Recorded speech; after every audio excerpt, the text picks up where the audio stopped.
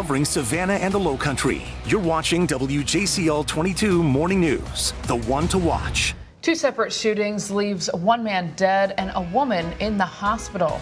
We're also tracking a very heavy police presence from overnight in Savannah.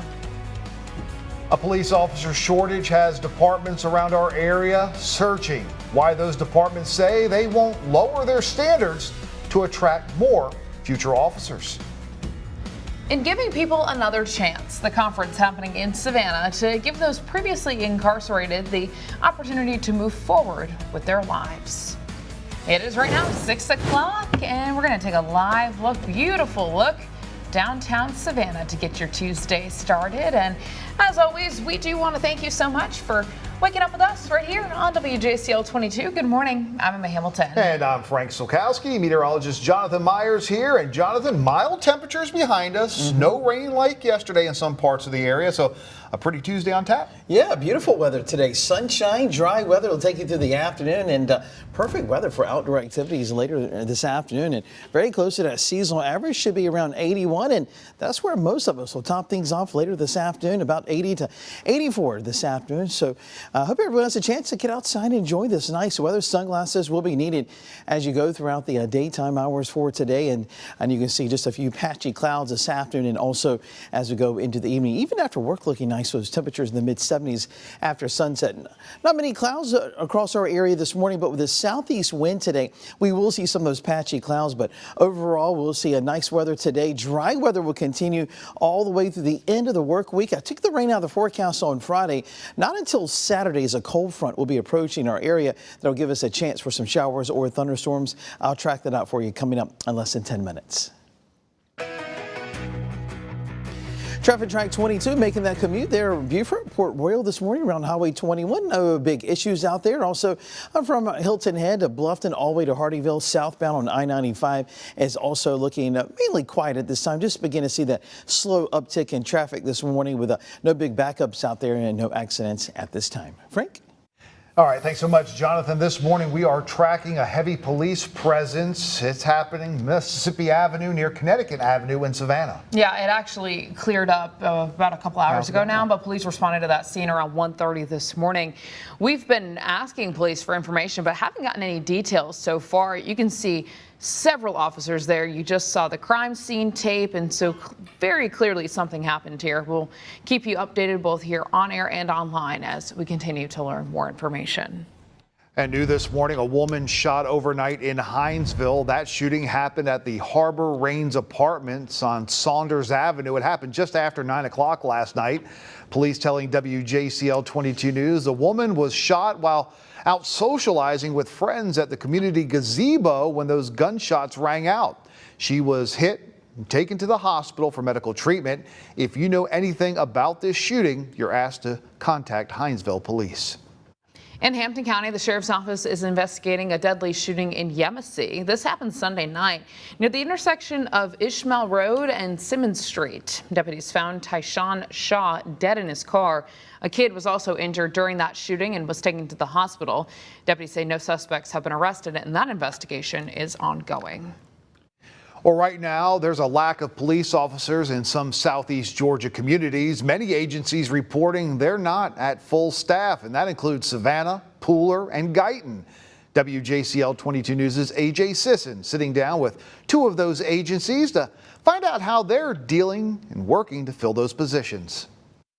We're doing what we can to get this advertised all over. This after the Guyton Police Department reports they only have 2 police officers. You know, even not just locally, statewide. Guyton Police Chief Kelfie Lundy says the city budgeted for 9 officers total and even raised starting salaries from just over $21 an hour to north of $23 an hour. This all coming after 2 officers were terminated in late 2024 after misconduct. We're doing the right thing, and if they're not going to be a good fit for the team, yeah, they have to go somewhere else, but not here. WJCL 22 asked surrounding police agencies for their employment numbers. Guyton reporting 6 openings. Pooler has 5 openings. Statesboro saying they're at full staff as of a month ago. However, Savannah has 115 openings and recently raised their starting salary to $60,000 from $51,000. The new raise did actually increase our salary to the highest in the region right now at 60,000. We have a lot of opportunity for officers to grow, promote. Police departments across our area are all dealing with vacancies, all working to try and hire and get new police officers. However, they all tell me that they are not compromising on who they hire.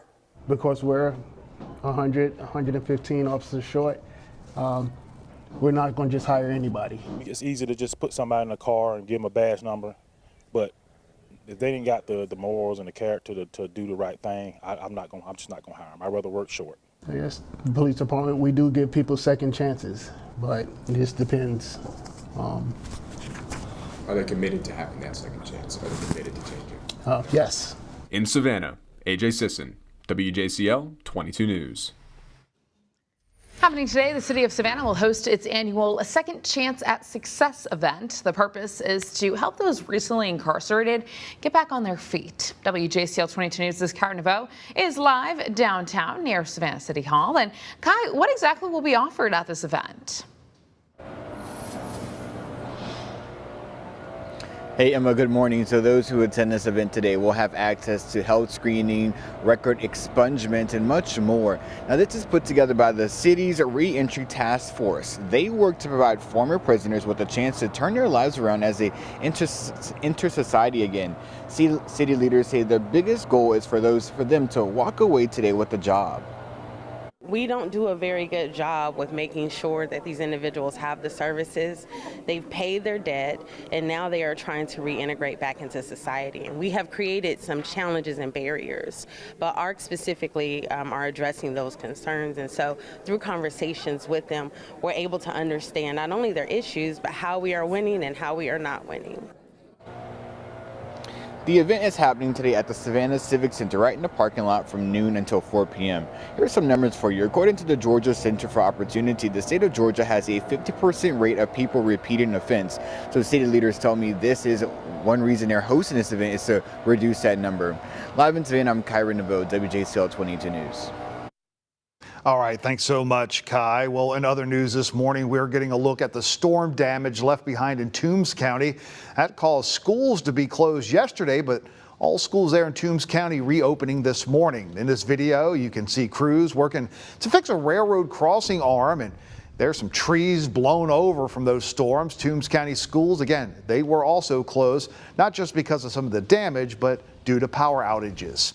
Toombs County schools releasing this statement. They did post it on social media yesterday saying that they will return to normal operations today. Well, we're learning new information about what led police to evacuate a Port Wentworth grocery store and lock down a nearby elementary school. Port Wentworth police say they responded to a public safety incident yesterday morning at the Publix along Highway 21. Now, we watched as officers evacuated everyone from that store. Soon after, police say the scene was clear. Rice Creek Elementary was placed under a brief lockdown. The school releasing a statement saying there was no threat to the campus. Well, the city of Port Wentworth saying a sweep of the premises was done, no threat was detected, and the area was cleared.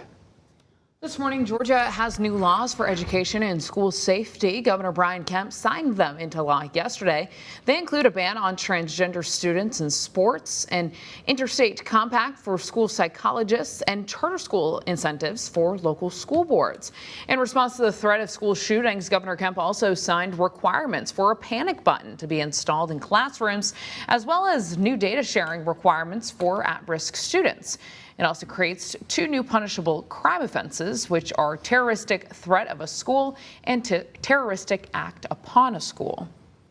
All right, now several musical artists from our area preparing to be inducted into the Rock and Roll Hall of Fame. Outkast set to be honored.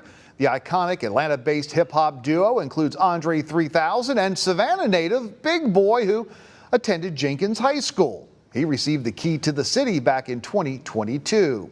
And how about Ernest Evans, also known as Chubby Checker? He's going to be inducted. He was born and raised up in Spring Gully, South Carolina. He's credited with, of course, a whole dance concept. You may remember his 1960s hit, The Twist.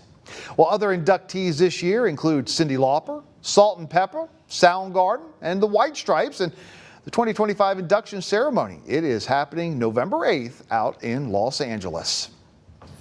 A time check right now, it is 6:09. In technology, it grows smarter every day, and so do the criminals using it.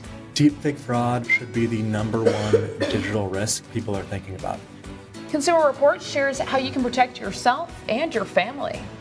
And here's a question for you. Would you let artificial intelligence plan your next vacation? We'll tell you about the technology making it happen, and we want to hear from y'all in our live interactive poll.